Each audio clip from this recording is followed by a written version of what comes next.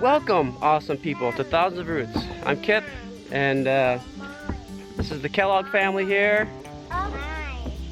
Today is going to be an awesome day. We're going to be working on the yurt platform for a while this morning, and hopefully just about get this part of it done. Hopefully. Then later we're going to move on and work on the swale, hopefully finish that swale, and maybe even start digging the pond.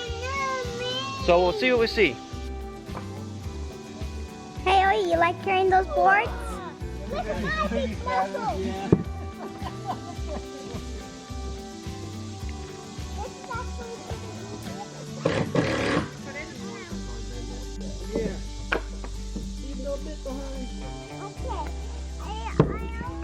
Yay, you got it.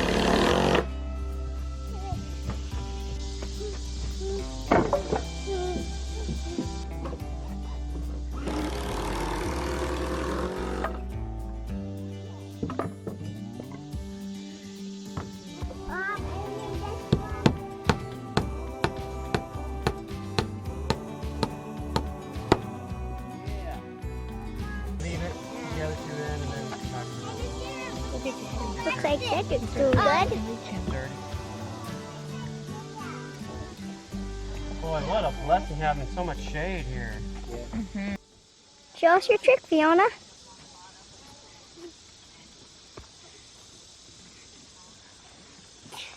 Cool.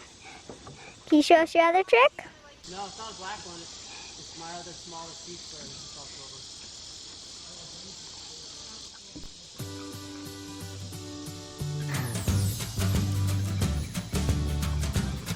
Whoa, that's cool.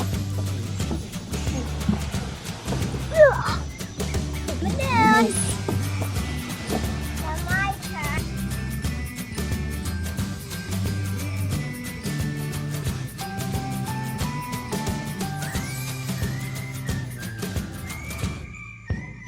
All right, guys, lunchtime. Great day so far. This side of the platform, we finished. The original foundation of the platform was actually a little bit short. In other words, the circle wasn't big enough. And so we had to go out, how many inches on that side, Keegan? 10 inches. We had to make up 10 inches on that side. This is a challenge. So now on this side, so we'll call that side the creek side, this side the not creek side. This side, we only have to make up 6 inches. So that's gonna be a lot easier. I don't know if that explains. We have to go 6 inches further out than our post and the outer boards there. So we're gonna have to make up that difference, which is not gonna be a problem because we did the other side, the creek side. So now we have it figured out on how to do it, and it'll be even easier since we don't have as far to go. Lunchtime, and then I'll be back, hopefully, working on the swale and pond. We'll see. You never know what's going to happen on a homestead. Yeah, Keegan? Yep. What do you think, brother, about how we did today? Feeling good. Happy to see it coming together and really getting close. Run hiccups like any project, but we're overcoming. Amen. We are overcomers. We are overcomers. That's right.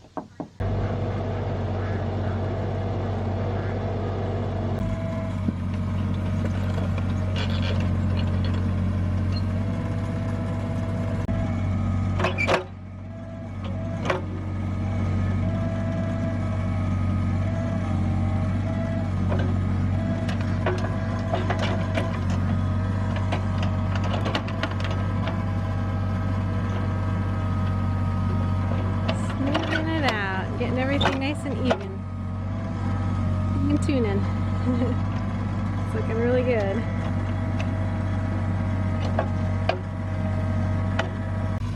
We're laying landscape fabric down along the swale this time.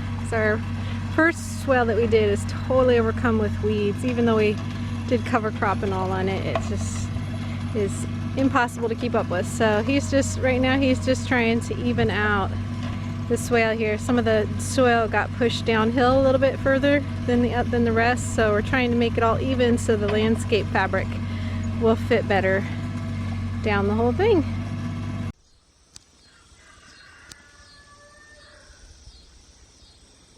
So this is what we mean when we say our swale has gotten overrun by weeds. This is our swale along here.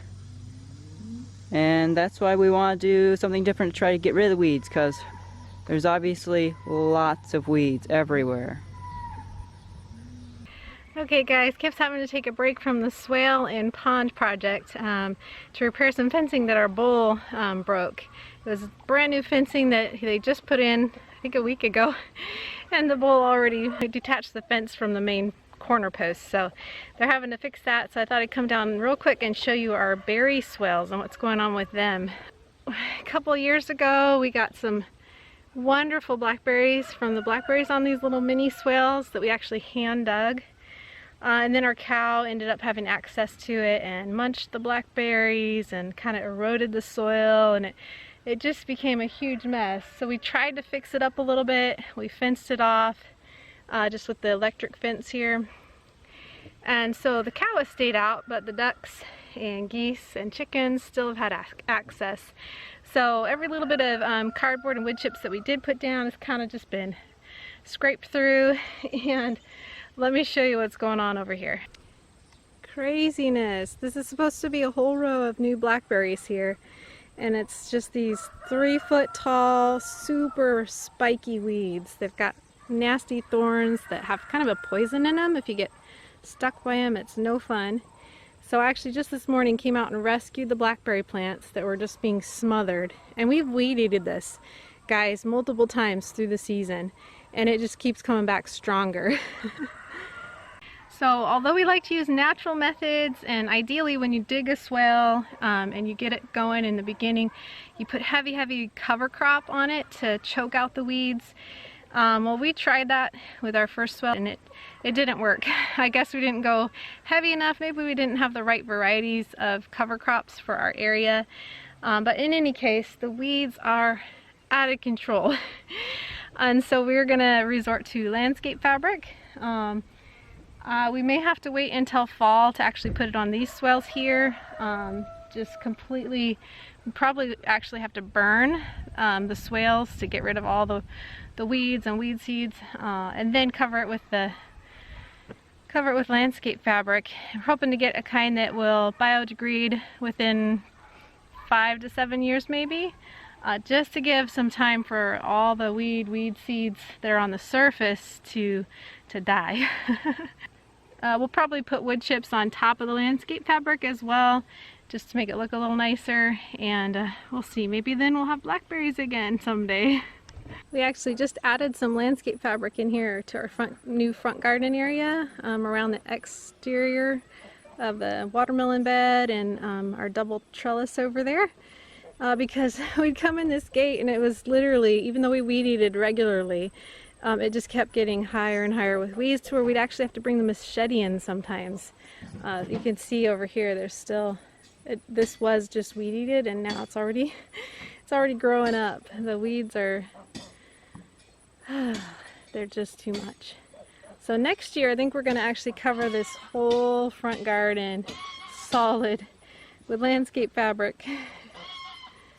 And our plan in the annual garden spaces is to pull up the landscape fabric in the right before winter, kind of just roll it up and store it away for winter, and then in the spring we can, if there are any little weeds that pop up, we'll probably burn them, pull them, add our amendments, and then put the fabric right back down for the growing season. The areas where we're growing, like along the swales and things where we're growing perennials, we're just going to leave that landscape fabric in place. And it may take some time to get the perennials all established within the landscape fabric, but we'll just go slow, and eventually those swales will be covered, hopefully, with perennial herbs and flowers and bushes and fruit trees and nut trees and productive things, instead of filled with weeds. It's a strong bull. Guys had this all stretched nice and tight, and he just detached it totally. Yep. See, all the way down the line it's less tight. Yeah, it got loosened all the way down, huh? Mm-hmm. Ah, fencing. Fencing. Fencing? Fencing. A never-ending project on the homestead. Yep. We did a whole video on our biggest mistake on the homestead, right? Is that what we called it? Right. And dare I say, we'll put a link up there to it because it's about our biggest mistake on the homestead. And guess what's the biggest mistake? Fencing. Fencing. So, The wrong kind, the lack thereof. not having it tight, not doing it right. Uh-huh. This we did do right, except for we stapled the very end of the fence. The very end of the fence. And he actually just, what he did, this is the end of the fence.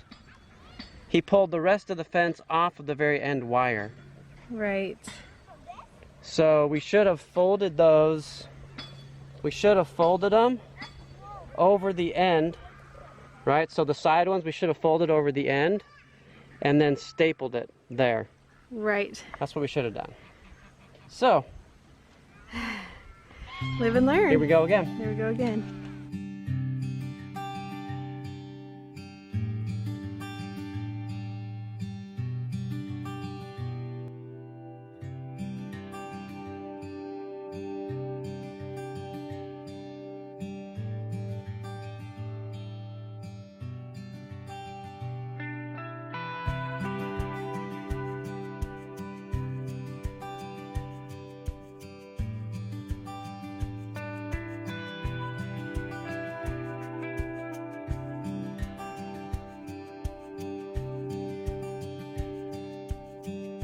What do you think of this swale, Naderbug?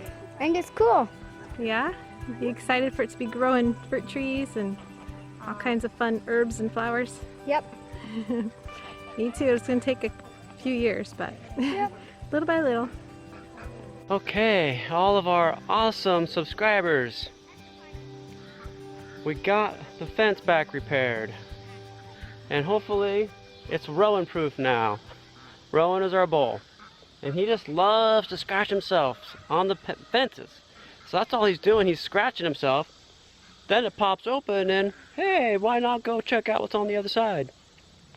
That's what he does. So we stapled it, stretched it, stapled it like crazy, and then put two fences together down here on the bottom. And I think we're going to be good to go. We also went ahead and added a whole nother T-post here to make the span only a half a span that normally you would do on the fencing. Now you might ask, why do you say awesome subscribers? Well, here's why I call you awesome. You are awesome because you have the ability to change people's lives. You know what? A kind word, a smile, a random act of kindness for somebody, saying the right thing at the right time, doing the right thing at the right time, showing somebody love. These things, you can change people's lives forever.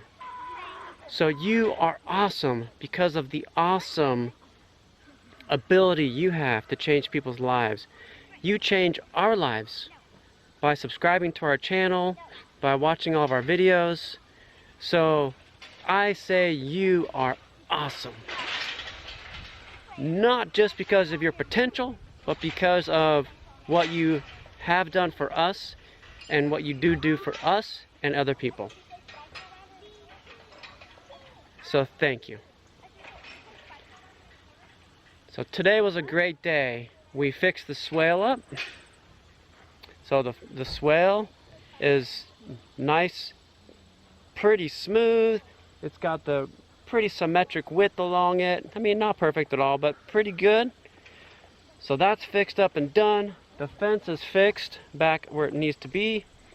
Got a bunch done with Keegan down on the yurt platform. I think we've got one more half day and we'll be done with that. So very cool. Thank you so much for watching. I pray blessing over you and yours, and whatever you do, do it with your whole heart.